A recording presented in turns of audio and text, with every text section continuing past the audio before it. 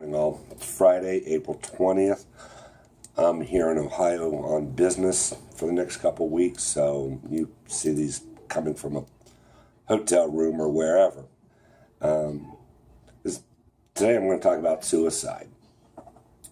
You've got, a few years ago, numbers of 22 veteran suicides a day that were patently false numbers because they were not based on total numbers of suicides in every state. It was actually only based on about 20 states.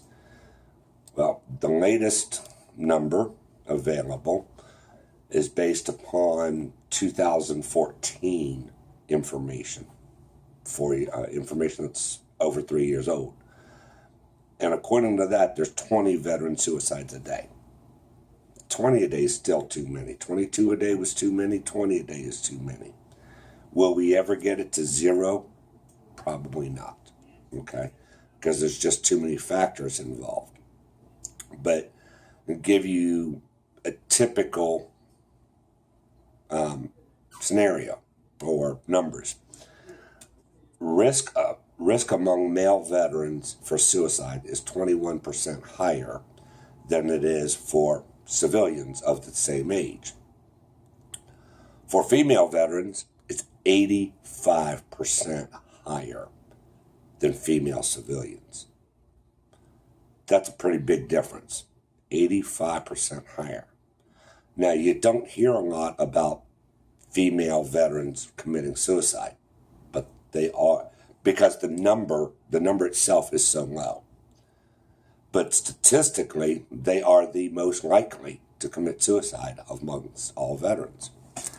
And for those of you that think it's the younger veteran that's committing suicide, you're thinking wrong.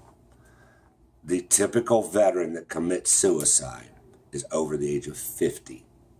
So while everybody's concentrating on that younger 20, 30 something, they're not the ones most likely to commit suicide. It's the older veterans like myself, and especially older female veterans. Why is that? Well, the majority of veterans that commit suicide do not take advantage of VA services, and they do not take advantage of or communicate with other veterans. One of the reasons why is because we're of that generation that we just don't need that crap. Mental health, man, that's just, no, you don't even talk about it, let alone say that you have a problem with it. Okay? Well, I don't know any veterans that haven't had some pretty bad thoughts run through their head. But we don't all act on them. And I know the thoughts that went through my own head a few years back. So it's pretty bad.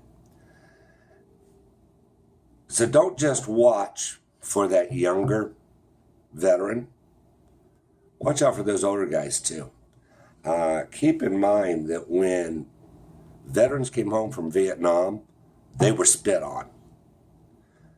They were treated very poorly, and they were called baby killers. They're not, obviously, because we know that. But that's the way they were treated. They're the ones that most likely isolated themselves from other veterans, civilian population, everything.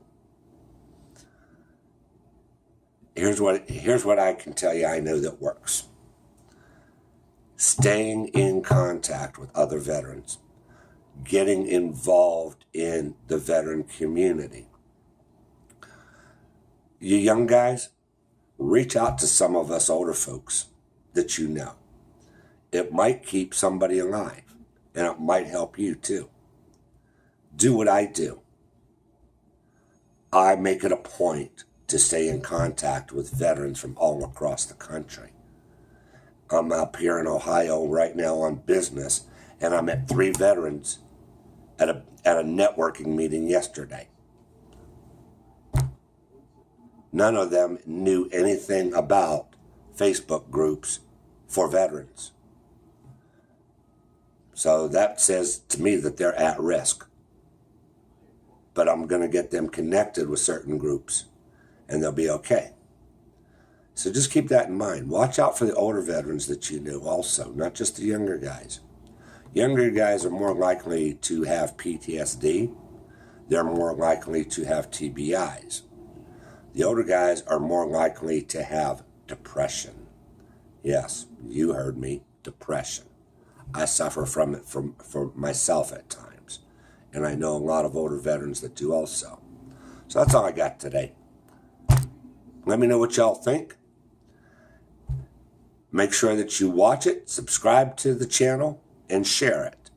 And see if we can get some of these issues dealt with and not have to worry about these things anymore like we do today.